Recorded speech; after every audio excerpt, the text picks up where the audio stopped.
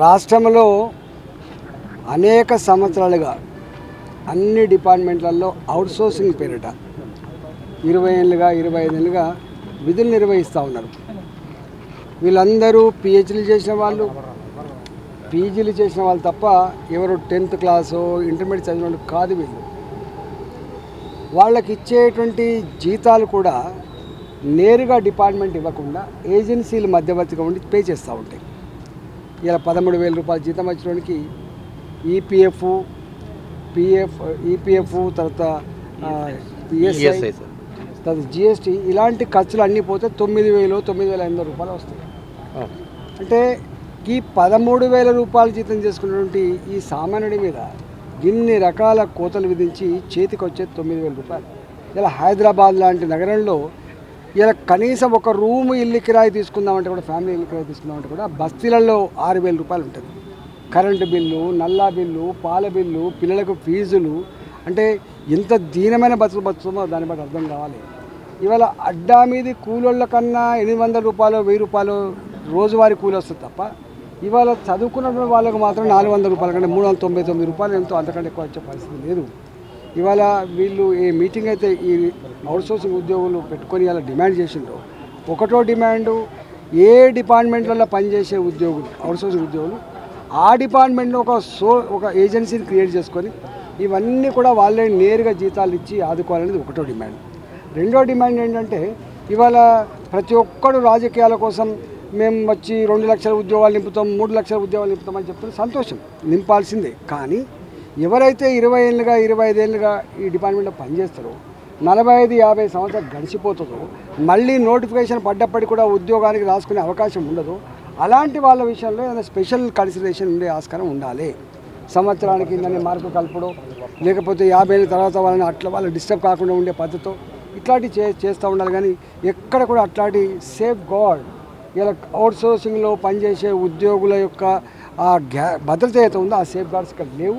ఇవాళ నేను డిమాండ్ చేస్తున్నా, వాళ్లకు నింపుతున్నప్పుడు, పర్మనెంట్ ఉద్యోగాలు నింపుతున్నప్పుడు ఖచ్చితంగా 45 ఏళ్ళకుందా 50 ఏళ్ళకుందా నోటిఫికేషన్ అప్పటి వరకు వాళ్ళకు సంవత్సరాలు 2 మార్కుల 3 మార్కుల కలిపి వాళ్ళని ఆదుకోవాలి.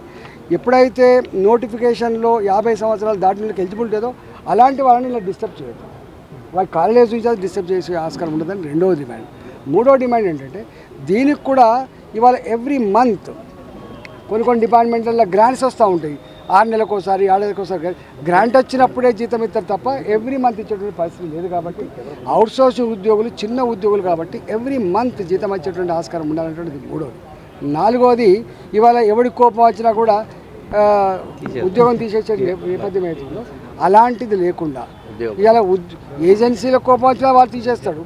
వాడికి ఎవడన్నా ఇంకో 2 లక్షలు 3 లక్షలు మళ్ళీ ఇచ్చి జైన్ అవుతా అన్నోడు మళ్ళీ ఈయన తీసి పెట్టుకునే పరిస్థితి ఉంది. ఏజెన్సీలను రద్దు చేసి వీళ్ళకు ఉద్యోగ భద్రత ఇవ్వాలనేది మూడో డిమాండ్ చేస్తున్నా. నాలుగోది, వీళ్ళకు ఈఎస్ఐ కానీ పిఎఫ్ కానీ అదేవిధంగా హెల్త్ కార్డు కానీ ఇవన్నీ రెగ్యులర్గా ఇచ్చేటువంటి ఏర్పాటు చేయాలి. వీళ్ళని కూడా బిలో పావర్టీ లైన్ ఇవాళ 22,500 రూపాయలు ఉన్నట్టున్నది.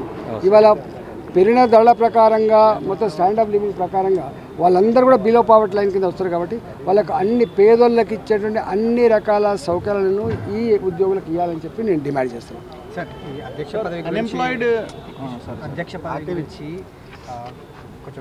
దాని గురించి రాజకీయాలు మాట్లాడతాను.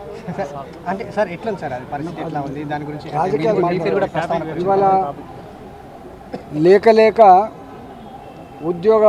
ఉద్యోగాల భర్తీ జరుగుతుందని చెప్పి ఆశపడ్డ నిరుద్యోగులకి ఆడి ఆశే మిగిలింది. ప్రగల్భాలు చాలా పలుకుతారు. మీకు ఎందుకు తొందర, నాకు ఓటు వేయండి, నన్ను ముఖ్యమంత్రిని చేయండి, నేను ఉద్యోగ క్యాలెండర్ని ప్రకటిస్తా, సంవత్సరం లోపే 2 లక్షల ఉద్యోగాలు భర్తీ చేస్తా అని చెప్పారు. 2 లక్షల ఉద్యోగాల భర్తీ దేవుడు ఎరుగు. ఇచ్చిన 11,000 ఉద్యోగాలు టీచర్లే కావచ్చు, ఇంకొక 2,000 3,000 ఉద్యోగాలు గ్రూప్ 1 గ్రూప్ 2 గ్రూప్ 3 ఏమేమి ఉన్నాయి అన్నీ కలిసి కూడా 13-15,000 ఉద్యోగాలు కావు.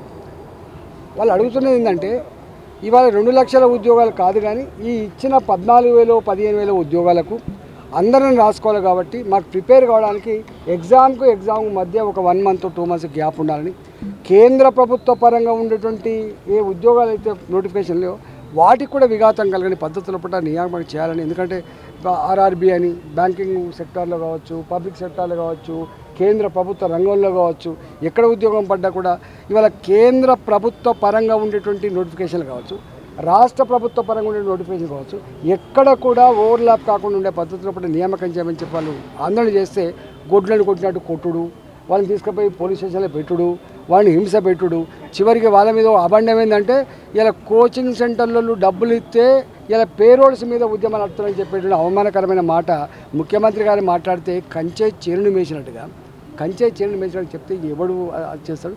ఇవాళ ప్రభుత్వం బేజాలకు పోతుంది, ఇట్లా కేసీఆర్ కూడా బేజాలకు పోయి ఏమైపోయిందో మీకు అర్థం కావాలి. ప్రజాస్వామ్యంలో ప్రజలే దేవుళ్ళు, ప్రజలే అంతిమ న్యాయ నిర్ణేతలు. ప్రజల కోసమే మనం జీతగాళ్ళ లెక్క పనిచేయాలి తప్ప ఏదో మనమే ఓనర్ లెక్క అధికారం రాగానే ప్రజలేంది, నిరుద్యోగులేంది, విద్యార్థులేంది అని చెప్పి అహంకారంతో వ్యవహరిస్తే ఏమైందో గతంలో అనేక సంవత్సరాల అనుభవం ఉంది. కాబట్టి ఇవాళ ఈ ప్రభుత్వమైనా సోయి తెచ్చుకొని ఈ బేస్యాలకు పోకుండా వాళ్ళను కూర్చోబెట్టి వాళ్ళు అవసరమైతే ఇవాళ 14 ఏళ్ళుగా 15 ఏళ్ళుగా వాళ్ళు పెళ్ళిళ్ళు అయిపోయి పెద్దోళ్ళు అయిపోయి ఇలా ఉద్యోగాలు లేవు. ఈ 1-2 నెలల కోసం 3 నెలల కోసం కొంపని మునిగిపోయే ప్రసక్తి లేదు. కాబట్టి మీరు బేస్యాలకు పోకుండా వాళ్ళని కూర్చోబెట్టి వాళ్ళ సమస్యను రిజాల్వ్ చేయాలని చెప్పి నేను డిమాండ్ చేస్తాను.